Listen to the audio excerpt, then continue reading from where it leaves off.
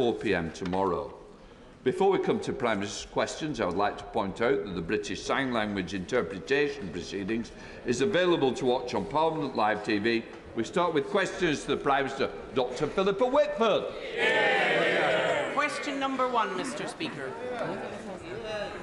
Mr. Speaker, this morning I had meetings with ministerial colleagues and others. In addition to my duties in this House, I shall have further such meetings later today. Dr. Philippa Whitford. Thank you very much, Mr. Speaker. Yesterday, the United Kingdom in its current form turned 100 years old.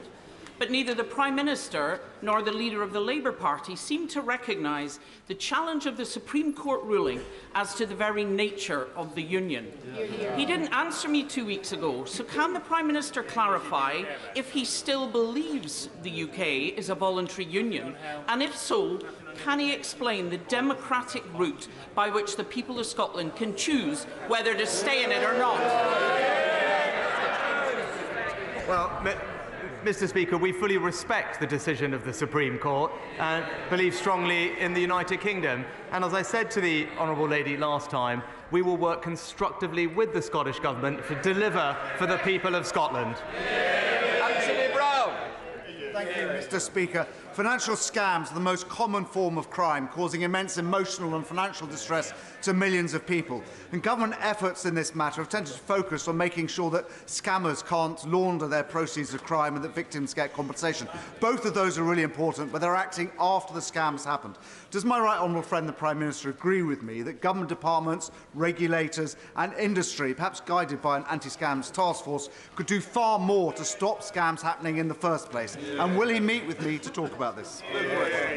Well, Mr. Speaker, my honourable friend is right to highlight the hurt that scammers and fraudsters can cause. We are working closely with industry to block more fraudulent calls from reaching the public, and importantly, our new online safety bill will place duties on the largest internet companies to tackle scam ads. I would be happy to meet with my honourable friend to discuss further. We now come to the Leader of the Opposition, Keir Starmer.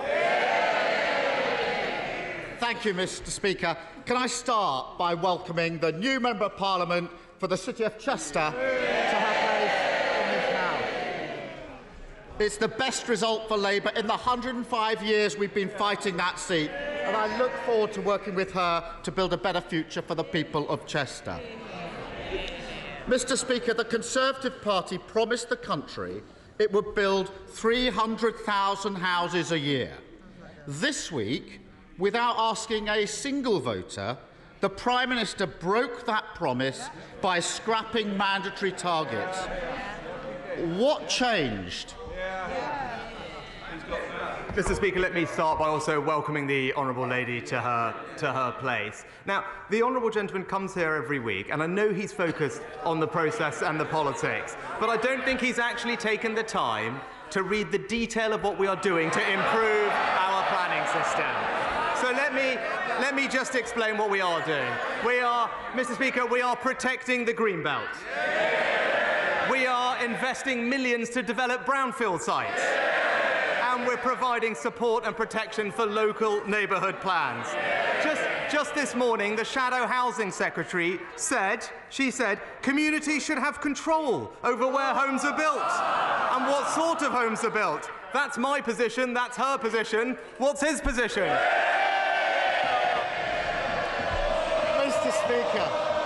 Mr. Speaker, does he really expect us to believe that the member for Chipping Barton and the member for the Isle of Wight are cheering him on because he's going to build more homes?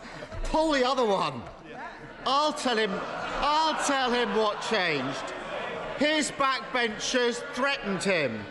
And as always, the blancmange Prime Minister wobbled. He did a grubby deal with a handful of his MPs and sold out the aspirations of those who want to own their own home.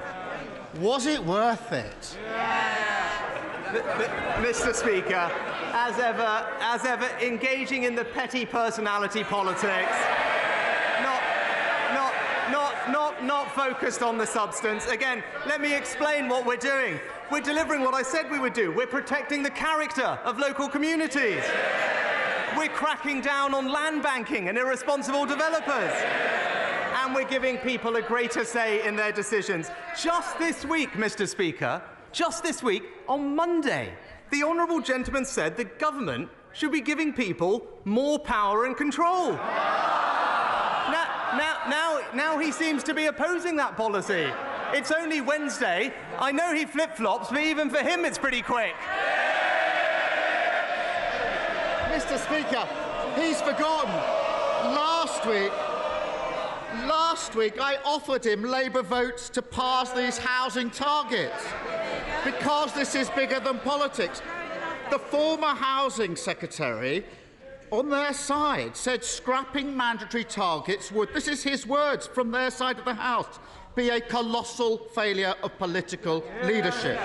No wonder he doesn't want to fight the next election, Mr. Speaker. The author of the manifesto that they all stood on said it would cut building by 40%, perhaps even more. Why would he rather cripple house building than work with us to get those targets through? Mr. Speaker, we're not going to work with the Labour Party on housing. You know why? We'll have a look at their record on housing. In London, the former Conservative mayor in 5 years built 60,000 affordable homes. The current Labour mayor, half of that amount. In Wales, we want to build 12,000 homes. What are Labour delivering? Half of that, Mr. Speaker. The Labour Party talks, the Conservatives deliver. Mr. Speaker, as ever, too weak to stand up to his own side on behalf of the country. Mr. Speaker, I noticed there was another U-turn last night, this time on wind farms. Actually, I agree with that one, but is there no issue on which he won't give in to his backbenchers? Now, Mr. Speaker, how did his colleague, Baroness Mone, end up with nearly £30 million of taxpayers' money in her bank account? Well, Mr. Speaker, let me say, like everyone else, I was absolutely shocked to read about the allegation. It's absolutely right.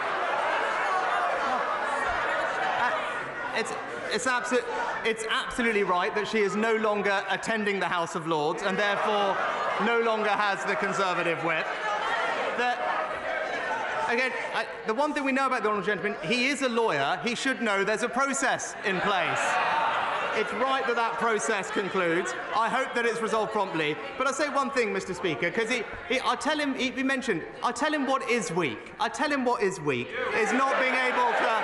I'll tell him, and that's not being able to stand up to people. I know he's taken some advice from Gordon Brown lately. Why doesn't he listen to a former minister in Gordon Brown's government who just said, why does the Labour Party refuse to stand up for workers in businesses like pubs and restaurants who will lose business as a result of the train strikes?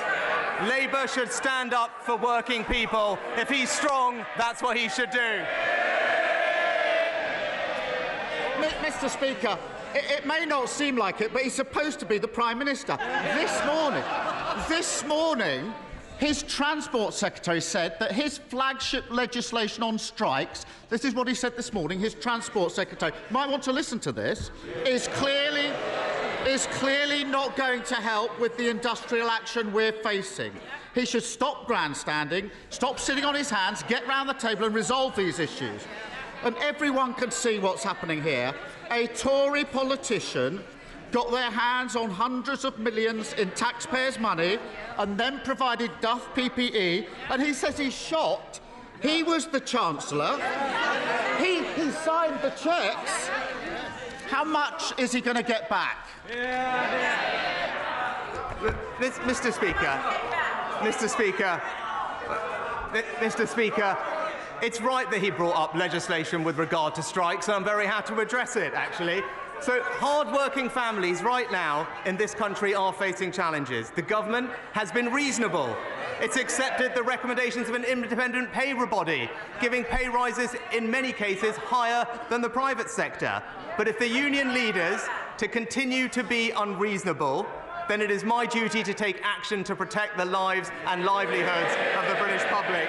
And that's why, Mr. Speaker, since I became Prime Minister, I have been working for new, tough laws to protect people from this disruption. That's the legislation he's asking about. Will he now confirm that he'll stand up for working people and that he and his party will back that legislation?